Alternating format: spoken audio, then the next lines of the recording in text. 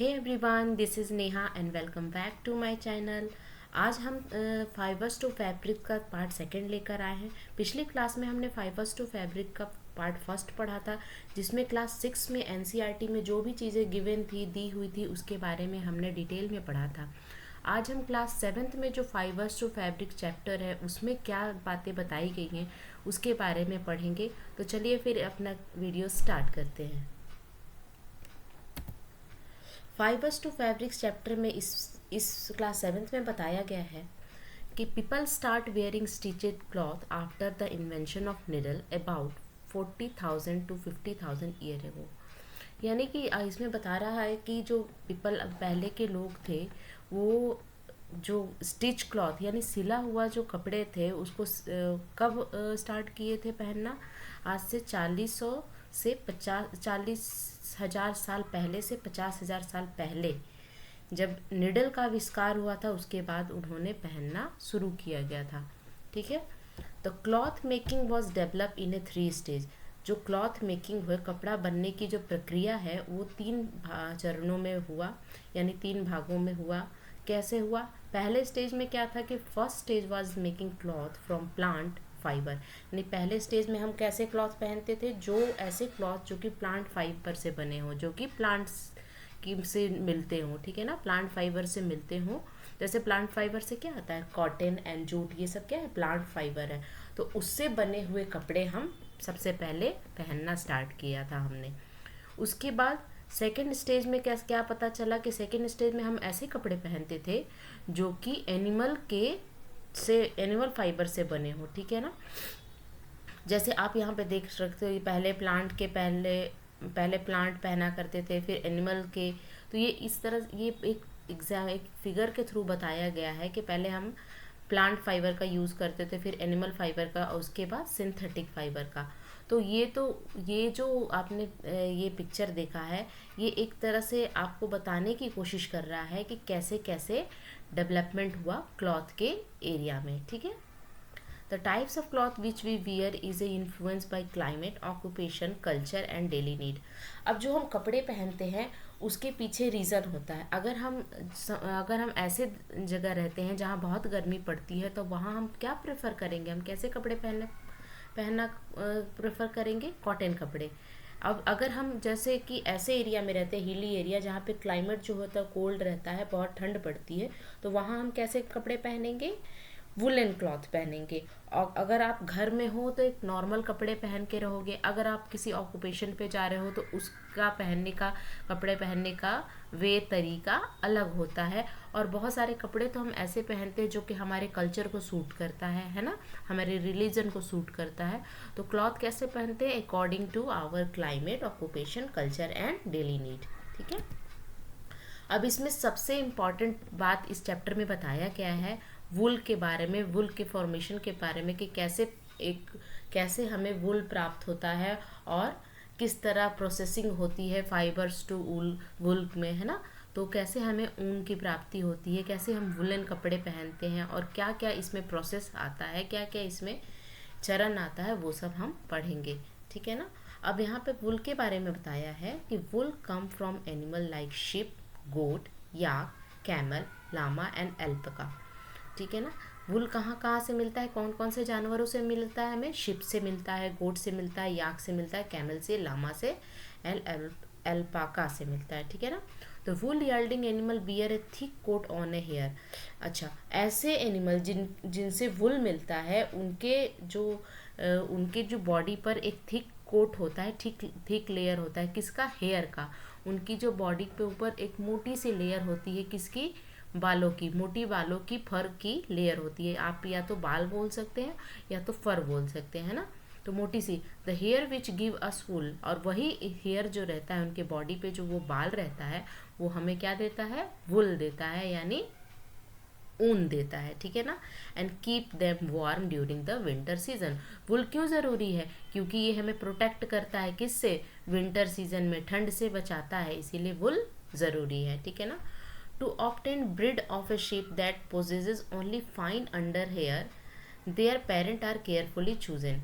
अब देखो क्या है कि हर तरह के जो शिप होते हैं, हर तरह के यैक होते हैं, गोट होते हैं, वो हमें नहीं देते हैं वूल। बहुत ही कुछ ही जो सेलेक्टिव, यानी सेलेक्टिव का मतलब हमको कि बहुत ही गिने चुने ऐसे होते हैं जिनके बालों से हमें वूल मिलता है, और उसको चूज़ करना बहुत ही केयरफुली, उसको चूज़ करना मतलब केयरफुली उसको सेलेक्ट करना एक बहुत ही इम्पॉर्टेंट प्रोसेस होता है और बहुत ही इम्पॉर्टेंट काम होता है, ठीक है ना। This process of selective parent for the obtaining special character in their offspring such as soft under hair in sheep is term है सेलेक्टिव ब्रीडिंग। यहाँ पे सेलेक्टिव ब्रीडिंग के बारे में बताया गया है कि जैसे क्या है, बहुत सारे गोट हैं, याक है, शिप है, और उसमें से हमको सेलेक्ट करना है कि कौन से ऐसे याक है, वो कौन सी ऐसी शिप है जो हमें अच्छी वूल यानी अच्छी ऊन देगी, अच्छे वुलन क्लॉथ बनेंगे जिससे जिससे कि हमारी बॉडी गर्म रहे। तो उसको सेलेक्ट करना एक बहुत इंपॉर्टेंट प्रोसेस होता है। और इसमें क्या होता है कि हम उसी पेरेंट को, उसी शिप को चुनेंगे जिसके ऑफस्प्रिंग, ऑफस्प्रिंग का मतलब क्या होता है, बच्चा, जिसके बच्चे भी उसी की तरह हों, ताकि हमको नेक्स्ट जनरेशन टू जनरेशन हमें अच्छे वूल यानी अच्छा ऊन मिल सके, ठीक है ना। Such sheep give us not only better quality of wool but yield per sheep is higher. मतलब इसमें ये कहने का मतलब है कि ऐसे हम लोग शिप चुनेंगे जो कि एक तो वुल की क्वालिटी जो मतलब उसकी जो क्वालिटी का मतलब बेहतरीन क्वालिटी होनी चाहिए, अच्छी क्वालिटी का वुल होना चाहिए, और प्रोडक्शन भी हाई होना चाहिए, ज़्यादा मात्रा में हो, यानी क्वालिटी भी अच्छी हो और क्वांटिटी भी अच्छी हो, दोनों अच्छी होनी चाहिए। इसी को हम लोग क्या बोलते हैं, सेलेक्टिव ब्रीडिंग। हमें सेलेक्ट करना है कि कौन सा शिप हमारे लिए अच्छा है, जो कि वुल और जो आप आम जगहों पे शिप मिलते हैं उससे वुल नहीं मिलता है। जो ऐसे वुल जो कि ज़्यादातर जो हिमालय रीजन में रहते हैं, तिब्बत, लेह, लद्दाख में रहते हैं, उनसे हमें वुल की प्राप्ति होती है। और उनके वुल जो होते हैं, वहाँ के जो गोट होते हैं, शिप होते हैं, उसके वुल जो ऊन होती है वो बहुत ही अच्छी होती है, अच्छी क्वालिटी की होती है, जो कि हमारे शरीर को ठंड के सीज़न में गर्म रखती है, ठीक है। अदर सोर्सेस ऑफ वुल, अब देखो अभी हमने पढ़ा ना कि एक शिप से ही नहीं मिलता है, याक से भी मिलता है। जैसे याक वुल इज कॉमन इन, याक कहाँ मिलता है, तिब्बत एंड लद्दाख में, तो वहाँ से याक की वुल मिलती है। याक की वुल की मतलब याक से बनी हुई ऊन मिलती है। Angora, angora wool is obtained from angora goat. Angora is a types of goat, एक बकरी है। अंगोरा क्या है, एक बकरी है, एक स्पेशल टाइप ऑफ बकरी है जो कि कहाँ मिलती है, hilly region of Jammu and Kashmir में मिलती है, ठीक है ना। अंगोरा, अगर क्वेश्चन आए कि अंगोरा गोट किस स्टेट से रिलेटेड है, तो Jammu and Kashmir will be the correct answer. The under fur of Kashmiri goat is soften and it is woven into a fine shawl call pashmina, है ना। तो जो कश्मीरी गोट होती है उससे हमें क्या मिलता है, पश्मीना शॉल मिलता है, ठीक है ना। और पश्मीना शॉल को बनाने में हम लोग पता है ना 250 घंटे लगते हैं, हमने पढ़ा है ईवीएस में, है ना। प्राइमरी में जब ईवीएस में है उसमें हमें बताया गया है कि पश्मीना शॉल का जो एक धागा होता है ना वो इतना फाइन होता है कि हमारे बालों में से उस मतलब हमारे बालों का अगर 6 पार्ट किया जाए, 6 भागों में हमारे बालों को तोड़ा जाए, उसके बराबर उसका एक रेशा होता है ना, उसका धागा होता है। तो पश्मीना शॉल बहुत ही फेमस है और बहुत ज़्यादा, अगर आप एक पश्मीना शॉल ओढ़ते हैं तो वो 6 स्वेटर के बराबर आपको गर्मी देता है। ये सब हम पहले ईवीएस में पढ़ चुके हैं। तो वही इसमें बता रहा है कि कश्मीरी गोट से क्या मिलता है, पश्मीना शॉल मिलता है। द फर, फर यानी मैंने बताया ना हेयर होता है, हेयर ऑफ एनिमल, ठीक है ना। On the body of camel is also use as a wool. अब कैमल से भी हमें क्या मिलता है, वुल मिलता है ना, उसके फर से। देखो ये कैमल है, स्पेशल टाइप ऑफ कैमल है, ठीक है ना। ये कैमल से, ये एल्पका है ना, ये साउथ अमेरिका में मिलता है। ये शिप हो गया, इन सब चीज़ों से, याक से, गोट से, इन सब चीज़ों से क्या मिलता है हमें, वुल मिलता है, ऊन मिलता है, ठीक है ना। Llama and alpaca from a South America also yielding wool. और लामा और अल्पका एक स्पेशल टाइप्स ऑफ क्या है, गोट है ना, जो कि कहाँ से मिलता है, साउथ अमेरिका में मिलता है, और उससे भी हमें क्या मिलती है, ऊन मिलती है, ठीक है।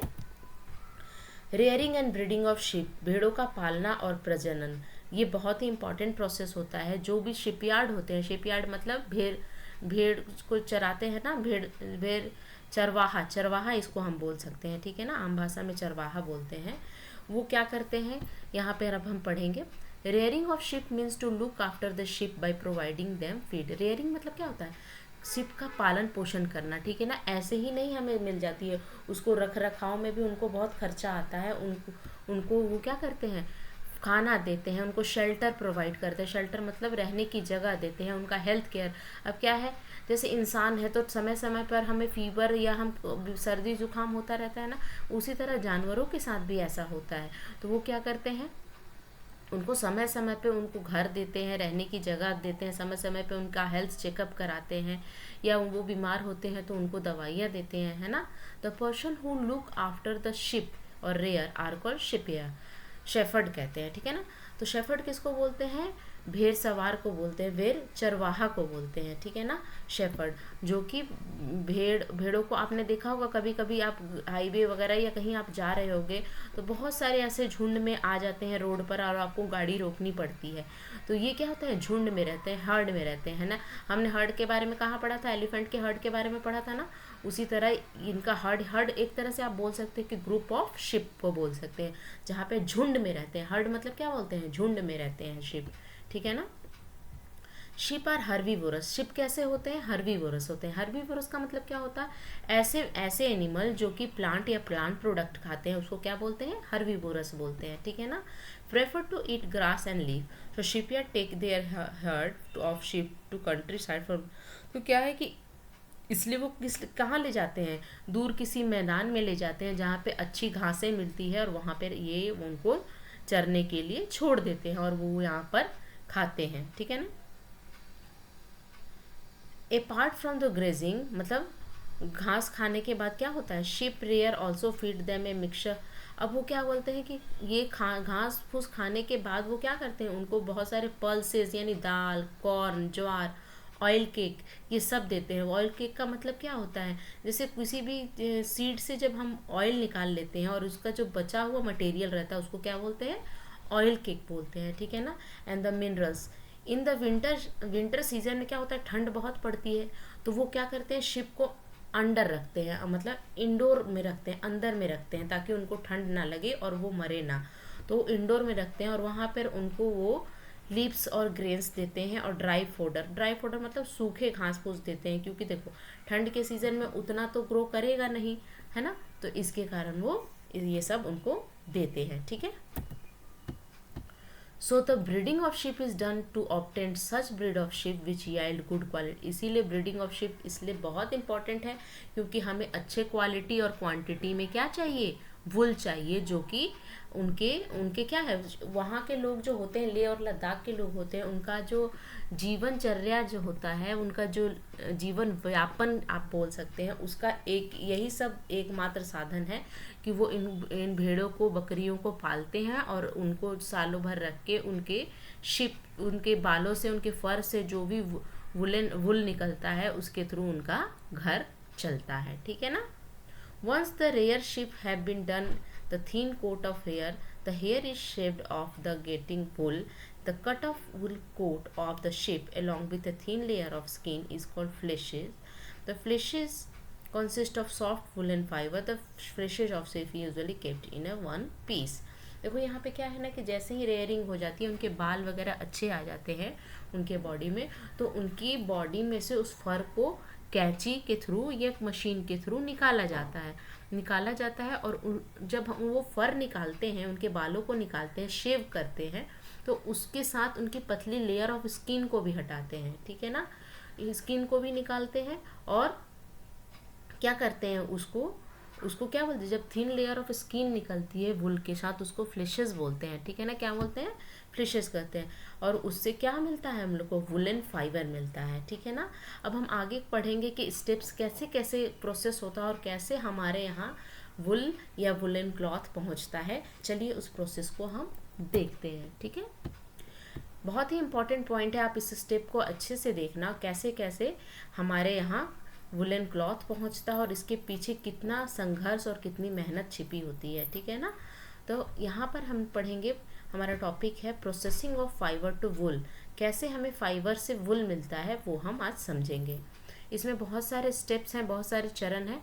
तो हम पहले स्टेप्स को देखते हैं, उसको क्या बोलते हैं, शेयरिंग, है ना, यानी ऊन की कटाई। सबसे पहला जो स्टेप होता है, ये आप देख सकते हैं, ये क्या है, शेयरिंग हो रही है, यानी कि कटाई हो रही है। यहाँ पे एक शिप है, आप देख सकते हैं, और इसको क्या कर रहे हैं, इसके बालों को, फरों को हटाया जाता है एक पतली थिन लेयर ऑफ स्किन के साथ। यानी कि बाल तो निकलता ही है, उसके साथ उसकी जो पतली स्किन होती है उसके बॉडी पर, उसके साथ बालों को हटाया जाता है।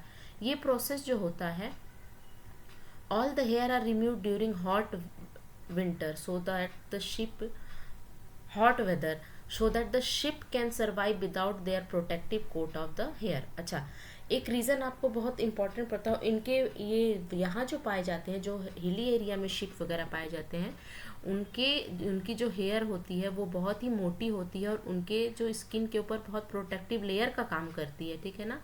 तो क्या होता है कि इसकी लेयर जो होती है, स्किन की लेयर अलोंग विथ फर को हटाया जाता है। आपको मैंने बताया ना, स्किन के साथ ही फर को हटाया जाता है।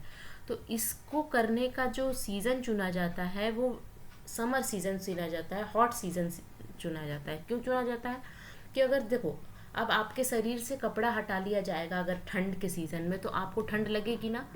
तो क्या होता है, और आप कब कपड़े कब कम पहनते हैं, जब गर्मी का सीज़न होता है। सेम उसी तरह क्या होता है कि ये शिप की बाल कब हटाई जाती है, जब सीज़न गर्मियों का सीज़न होता है, हॉट वेदर सीज़न हो, ताकि ये बिना अपने फर के, ये क्या है, प्रोटेक्टिव लेयर है, ये जो फर है, ये जो बाल है इसका, ये क्या है, प्रोटेक्टिव लेयर का काम करती है, इस शिप को ठंड से बचाती है। तो अगर ठंड में आप इसके बाल को हटा दोगे तब तो ये तो बेचारा मर जाएगा ठंड से। तो इसीलिए गर्मियों का सीज़न चुना जाता है, ताकि इसके फर को हटाया जाए और बिना ये फर के जीवित रह सके, ठीक है ना। तो पहले स्टेप में हमने क्या पढ़ा, शेयरिंग ऑफ वुल, यानी ऊन की कटाई। पहला स्टेप क्या है, ऊन की कटाई। अब आते हैं दूसरे स्टेप का। After collecting the sheared skin with the hair, it is thoroughly wash in a tank. अच्छा, एक चीज़ और बताते हैं। अब आप इसमें बता सकते हो कि इसकी स्किन को हटाया जाता है तो क्या इसको दर्द नहीं होता? बिल्कुल दर्द नहीं होता, वो उसके काटने का तरीका अलग होता है। जैसे आप एक एग्जांपल से समझ सकते हो कि जब आप शेविंग करते हो, जो भी मेंस हो गए, बॉयज़ हो गए, शेविंग करते हैं, तो क्या आपको दर्द होता है आपके स्किन पर? नहीं होता है ना। तो उसी तरह इनको भी दर्द नहीं होता। अगर आप हेयर कट कराने जाते हो तो क्या होता है, आपका हेयर कट होता है तो क्या आपको दर्द होता है? नहीं होता है ना। सेम इसी तरह इनको भी दर्द नहीं होता है। तो यहाँ पर बताया जा रहा है कि जो इसकी ये स्किन जो हटाई जाती है, ये क्या होती है, डेड स्किन होती है, और इससे इनके हेल्थ पर कोई भी इफेक्ट नहीं पड़ता है, ठीक है। तो हमने ऊन की कटाई देख ली। अब दूसरा स्टेप क्या है, after collecting the sheared skin. अब ये क्या है, शेयर्ड स्किन को कलेक्ट करेंगे, है ना। अब ये क्या है कि ये तो कहीं भी घूमते फिरते हैं तो ये तो उतनी साफ़ सुथरी तो होगी नहीं। तो दूसरे स्टेप में क्या करते हैं, इसकी धुलाई करते हैं, सफाई करते हैं, क्योंकि इसमें क्या लगा रहता है, ग्रीस लगा रहता है, डस्ट लगा रहता है, डर्ट्स लगता है। इसको धुलाई के टाइम इन सब को हटाते हैं। After collecting the sheared skin with the hair, it is thoroughly washed in a tank so that all the grease, dust, dirts remove and the entire hair are clean। जितने भी hair है उसको clean किया जाता है, और उसमें से क्या निकाला जाता है, जैसे ग्रीस लगी है, डस्ट लगा है, डर्ट्स है, इन सबको धूल कण को हटाया जाता है। और इस हटाने के प्रोसेस को कहते हैं स्काउरिंग। क्या बोलते हैं, स्काउरिंग। इंग्लिश वाले बच्चे ध्यान देना, इस प्रोसेस को कहते हैं स्काउरिंग, और हिंदी वाले बच्चे इसको बोलेंगे अभिमार्जन। अभिमार्जन भी बोल सकते हैं या धुलाई भी बोल सकते हैं। क्या स्काउरिंग को हिंदी में क्या बोलेंगे, अभिमार्जन या धुलाई। तो पहला प्रोसेस था ऊन की कटाई, उसके बाद उसकी धुलाई। तीसरा प्रोसेस है छटाई, यानी शॉर्टिंग, है ना, छाटेंगे। अब क्या है ना कि उसमें बहुत तरह तरह के आते हैं, कुछ अच्छे क्वालिटी के होते हैं, कुछ उतने बढ़िया क्वालिटी के नहीं होते हैं, कुछ लंबे होते हैं, कुछ छोटे होते हैं। तो ये छटाई की जाती है, ठीक है ना। तो छटाई को हम शॉर्टिंग बोलते हैं ना। आफ्टर, तो छटाई कब आता है, स्काउरिंग के बाद आता है, यानी धुलाई के बाद क्या होगा, छटाई, ठीक है ना। After scouring sorting is done. After scouring के बाद क्या होता है, शॉर्टिंग डन होता है ना, शॉर्टिंग किया जाता है। The hair skin is sent to the factory, है ना, फैक्ट्री में भेजा जाता है, ठीक है ना। अब क्या होता है, सबसे पहले उसको धो के या तो मशीन से धोते हैं या तो हाथ से धोते हैं। उसके बाद उसको फैक्ट्री में भेजा जाता है, किस लिए, शॉर्टिंग के लिए, शॉर्टिंग यानी छटाई के लिए भेजा जाता है। मशीन से क्या होता है कि अच्छे क्वालिटी वाले अलग हो जाते हैं, उतने अच्छे क्वालिटी वाले अलग हो जाते हैं, और लंबे वाले अलग हो जाएंगे, छोटे वाले अलग हो जाएंगे, इस तरह किया जाता है। All the hair of the different texture are separated and sorted, अलग अलग टेक्सचर को सेपरेट किया जाता है और शॉर्टेड किया जाता है, छटाई की जाती है, ठीक है ना। अब छटाई के बाद क्या होता है, अब यहाँ पर ये जो शॉर्टिंग दिया है ये बहुत ही डेंजरस प्रोसेस है किसी भी ह्यूमन बींग के लिए। क्या होता है, जब शॉर्टिंग करते हैं तो बहुत सारे लेबर जो होते हैं उनको एक डिजीज़ होती है, ठीक है ना, उसको एंथ्रेक्स डिजीज़ बोलते हैं, आगे हम पढ़ेंगे। और वो डिजीज़ क्या होता है, जानलेवा डिजीज़ होती है शॉर्टिंग के टाइम पे। अब आपसे क्वेश्चन आएगा कि एंथ्रेक्स डिजीज़ कब होता है, किस प्रोसेस में होने के चांसेस रहते हैं, शॉर्टिंग में, यानी छटाई के दौरान। एक तरह की स्किन डिजीज़ हो जाती है और ये बैक्टीरियल डिजीज़ है, इससे क्या होती है, जानलेवा डिजीज़ है। और ये इस डिजीज़ को और हम क्या बोल सकते हैं, ऑक्यूपेशनल हजार्ड, क्या बोलते हैं, ऑक्यूपेशनल हजार्ड, ठीक है ना। चलो, तो हमने छटाई पढ़ ली, अब हम पढ़ेंगे सुखाना। उसके बाद क्या होता है, ड्राई किया जाता है। अब वहाँ पे छटाई के बाद उस ऊन को सुखाया जाता है, ठीक है ना। द स्मॉल फ्लपी फाइबर, यहाँ क्या, the small floppy fibre called burr are picked out from the hair. There are same burr which are sometime appear on your sweater. आप कभी कभी आप देखोगे कि स्वेटर वगैरह में छोटे छोटे बबल्स टाइप के निकल आते हैं ना, सेम उसी तरह का है। तो इसमें सबसे पहले सुखाने की प्रक्रिया में क्या करते हैं कि उसको हटाया जाता है, बर जो भी उसमें छोटे छोटे बबल्स टाइप के निकल जाते हैं उसको क्या किया जाता है, हाथों से या मशीन के द्वारा हटाया जाता है। And the fibre are scoured again, उसके बाद फाइबर को क्या किया जाता है, फिर से धोया जाता है और उसको सुखाया जाता है, ठीक है ना। शॉर्टिंग के बाद अब उसमें फर, छोटे छोटे वर्ग की तरह निकलते हैं। आप कभी कभी स्वेटर पहनोगे तो देखोगे कि अरे ये तो नया ही स्वेटर, देखो ना इसमें से बर निकल रहा है, छोटे छोटे बबल्स टाइप के निकल रहे हैं। उसी तरह का बबल्स रहता है ना। छटाई के बाद वो दिखता है, उसको हटा दिया जाता है और फिर से उसको धुला जाता है, धुलने के बाद ड्राई किया जाता है, सुखा दिया जाता है, ठीक है ना।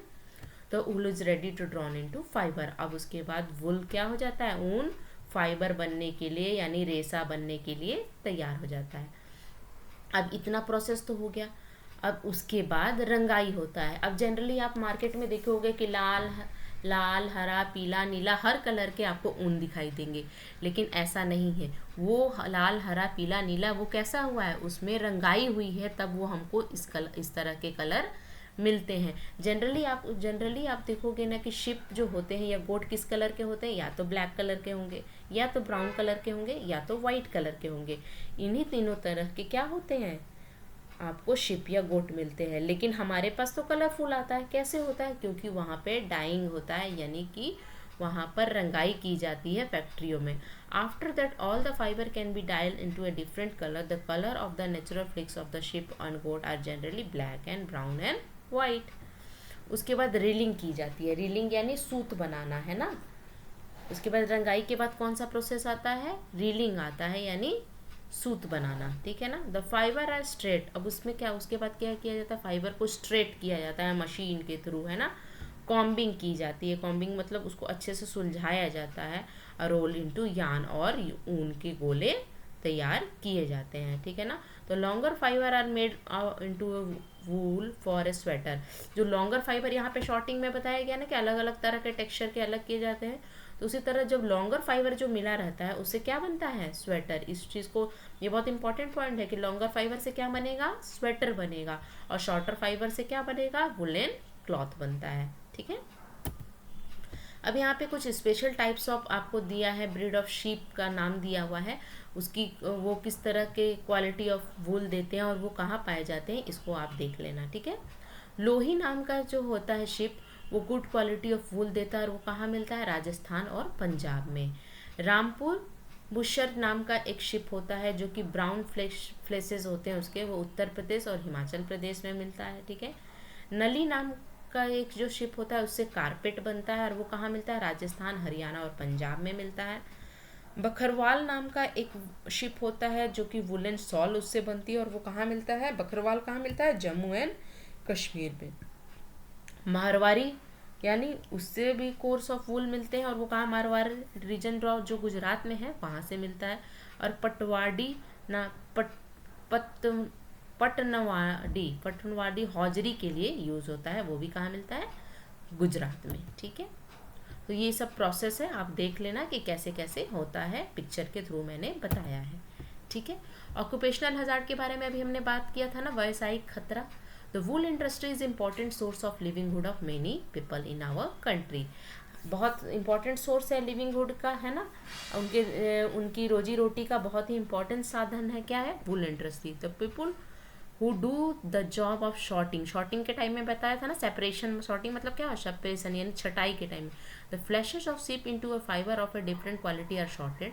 The shorted job is very risky because sometimes they get infected by the bacteria called anthrax, which cause a deadly blood disease called a shorted disease, है ना। एंथ्रेक्स को क्या बोलते हैं, एंथ्रेक्स नाम के बैक्टीरिया से होता है, जिसको बोलते हैं शॉर्टर डिजीज, है ना।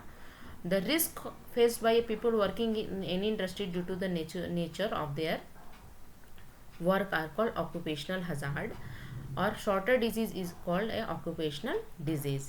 ठीक है ना। चलिए अब हम पढ़ेंगे, बहुत ही इम्पॉर्टेंट है सीटेट का, सिल्क वर्म के बारे में, और सिल्क क्या होता है। सबसे पहले आप इसको कहानी की तरह सुनना, और आपको ईजिली सब कुछ पता चल जाएगा। ठीक है ना, बस सुनते रहना आपको बढ़िया से। हिंदी मीडियम वाले, इंग्लिश वाले मीडियम, आप लोग को कहीं दिक्कत नहीं होगी। मेरा लेक्चर हिंदी में रहेगा, भले ही लिखा हुआ इंग्लिश में। ठीक है, silk is a natural fibre. Silk क्या है, नेचुरल फाइबर है, जो कि हमें कहाँ से मिलता है, एनिमल से। एनिमल से मिलता है यानी कि सिल्क वॉर्म से मिलता है ना। Which is obtained from an insect called silk moth. Silk moth नाम के इंसेक्ट से मिलता है। ठीक है, the silk fibre is also called animal fibre. Silk worm spin the silk fibre. The silk fibre is made up of protein. Silk fibre किससे बनता है, प्रोटीन से बनता है। ठीक है ना। और जो हमने पढ़ा था ना, कॉटन और जूट के बारे में पिछले क्लास में पढ़ा था, तो वो किससे बनता है, सेलुलोज से बनता है। ठीक है ना। लेकिन यहाँ पर अगर बोला जाए कि सिल्क का फाइबर किससे बनता है, तो वो प्रोटीन से बनता है। ठीक है ना। सीरीकल्चर क्या होता है, सीरीकल्चर होता है जो सिल्क की फार्मिंग करते हैं, सिल्क की खेती एक तरह से आप बोल सकते हैं, जो कि सिल्क के कीड़ों का पालन पोषण करते हैं, उसको क्या बोलते हैं, सीरीकल्चर बोलते हैं। ठीक है ना, उस प्रक्रिया को, उस प्रोसेस को क्या बोलते हैं, sericulture. Sericulture means silk farming, the rearing of silk worm, यानी सिल्क का पालन, सिल्क वर्म का पालन पोषण करना, रेशम के कीट। सिल्क वर्म मतलब क्या होता है, रेशम का कीड़ा। For the obtaining silk is called sericulture. ठीक है ना। तो सीरीकल्चर से क्या, कौन रिलेटेड है, सिल्क वर्म रिलेटेड है। ठीक है ना। Sericulture is a very old occupation in India. India produce lots of silk on the commercial scale. तो इंडिया भी बहुत तरह के सिल्क का प्रोडक्शन करता है।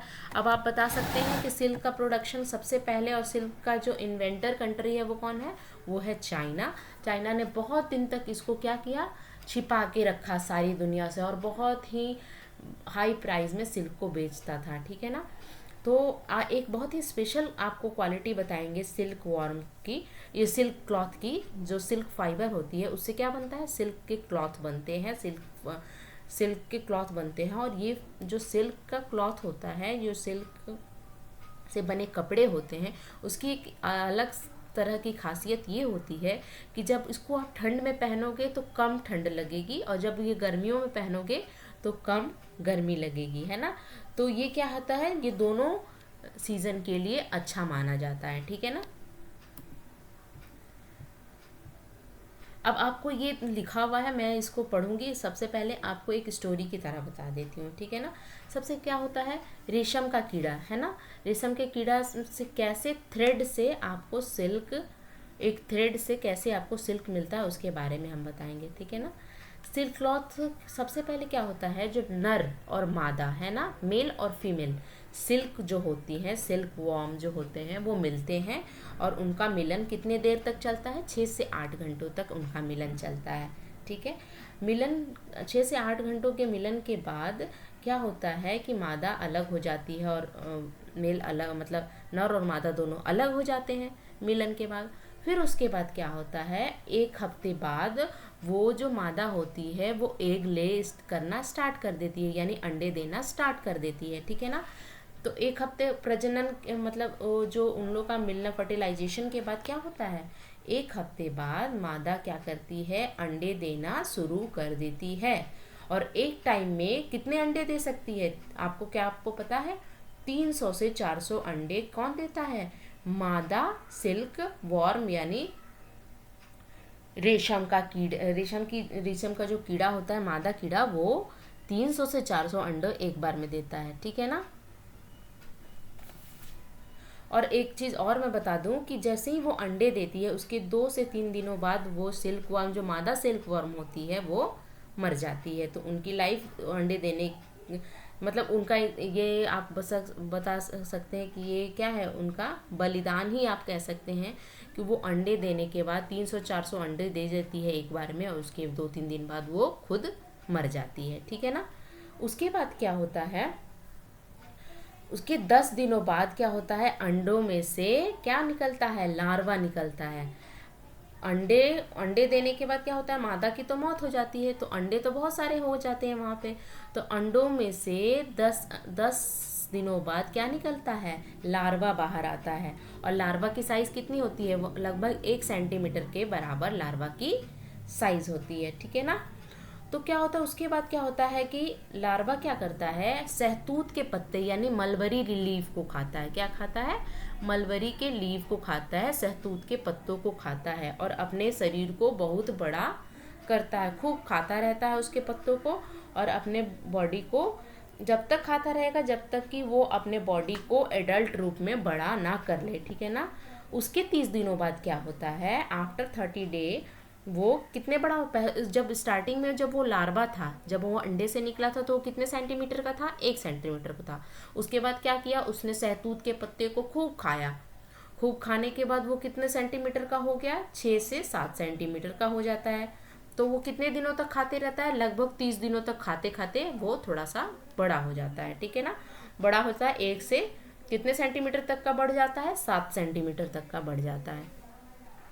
उसके बाद लार्वा ना रोक देता है, खाना रोक देता है। जब वो इतना बड़ा हो जाता है, अपने आप को उतना बड़ा करने के बाद क्या होता है, वो अब रोक देता है। उसके बाद क्या होता है, तो सिल्क का इंसेक्ट सब बन गया। अब हमारा सिल्क मॉथ बन गया। अब सिल्क मॉथ से अब क्या बनाना है, सिल्क वार्म यानी रेशम के कीड़े से अब क्या बनाना है, रेशम की तितली, है ना, लार्वा बन गया। अब क्या होता है, उसके बाद प्यूपा का फॉर्मेशन होता है ना।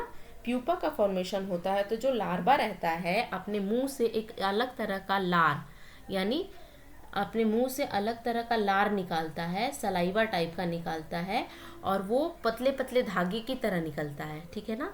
और वो प्यूपा के फॉर्मेशन में आने के लिए ये सब करता है। तो वो क्या करता है, लार्वा क्या करेगा, अपने मुंह से एक अलग तरह का एक स्पेशल टाइप्स का धागे की तरह निकालता है ना, एक मतलब एक लेयर टाइप का निकालता है, और अपने सर को मतलब 8 होता है ना, नंबर 8 नंबर की तरह ऐसे से घुमाते घुमाते बहुत सारा लेयर निकालता है। और जैसे ही वो लेयर एयर के प्रेजेंस में होता है, वो धागे के यानी कोकून की तरह कोकून में कन्वर्ट हो जाता है। यानी क्या होता है, आपको इससे क्या समझ में आया कि वो जो लार्वा होता है जब से 6 से 7 सेंटीमीटर का जब हो जाता है और मलबरी लीफ को वो खाना बंद कर देता है, तो अपने मुंह से एक स्पेशल टाइप्स ऑफ लिक्विड निकालता है, और वो लिक्विड वाइट कलर की होती है, और वो अपने सर को ऐसे 8 के इस तरह गोल गोल घुमाते घुमाते अपने ऊपर एक प्रोटेक्टिव लेयर तैयार कर लेता है। वो वाइट कलर का जो प्रोटेक्टिव लेयर होता है उसी को कोकून बोलते हैं। क्या बोलते हैं, कोकून बोलते हैं। और कोकून के अंदर किसका फॉर्मेशन होता है, लार्वा किस में चेंज होता है, प्यूपा में। किस में चेंज होता है, प्यूपा में चेंज होता है। यानी कोकून क्या है, एक प्रोटेक्टिव लेयर है, वाइट कलर की प्रोटेक्टिव लेयर है, और उसी कोकून से क्या मिलता है आपको, सिल्क फाइबर मिलता है ना। सिल्क के धागे, सिल्क के रेसे कहाँ से मिलते हैं, कोकून से मिलते हैं, ठीक है ना। तो कोकून बनता है, ठीक है ना। कोकून बनने के लिए कीड़ा अपने मुंह से बहुत सारे निकालता है, ठीक है। एयर के प्रेजेंस में आके वो क्या हो जाता है, वो वाइट कलर का कोकून तैयार हो जाता है, और उसके अंदर क्या होता है, प्यूपा बनता है, ठीक है ना। उसके 15 दिनों बाद क्या होता है कि अंदर हलचल होती है ना, हलचल करता है। जब प्यूपा तैयार हो गया तो वो चाहेगा ना कि मैं बाहर आऊँ, बाहर निकलूँ, तो वो प्यूपा क्या करता है, जब प्यूपा तैयार हो जाता है तो वहाँ से बाहर निकलता है। बाहर निकलने के बाद वो क्या होता है, क्या वो निकल जाता है और वो जो लेयर रहता है उसको छोड़ देता है और उसी से हमको सिल्क वॉर्म मिलता है, ठीक है ना। और जब वो प्यूपा जब बन जाता है सिल्क वॉर्म, तो फिर क्या होता है, वो सिल्क वॉर्म बस 1 हफ्ते तक ही जिंदा रहता है। तो ये था इसका लाइफ प्रोसेस। आई थिंक आपको समझ में आ गया होगा। चलिए इसको एक बार पढ़ के समझ लेते हैं, ठीक है ना। The female silk moth lay egg on a mulberry leave. कहाँ एग देता है, मलबरी लीव पर देता है, ठीक है। The egg are hatch into a very small larva within a week.